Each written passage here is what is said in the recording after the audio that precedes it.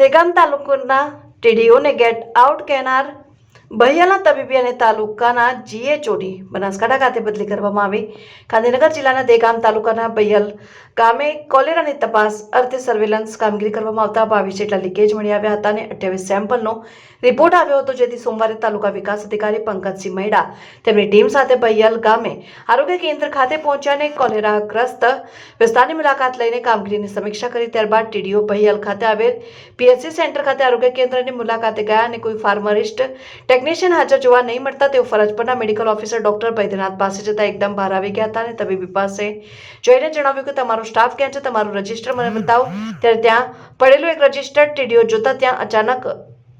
લઈ લીધું હતું ને મારી પરવાનગી સિવાય અંદર આવ્યા કેમ ગેટ આઉટ કહેનાર ડોક્ટર સામે ઉચ્ચ કક્ષાએ રજૂઆત તાલુકા વિકાસ અધિકારી કરી હતી ને બહિયલના ડોક્ટર બૈદ્યનાથ અને બીએચઓ જિગ્નેશ અંસારીની બનાસકાંઠા ખાતે તાત્કાલિક બદલી કરવામાં આવી.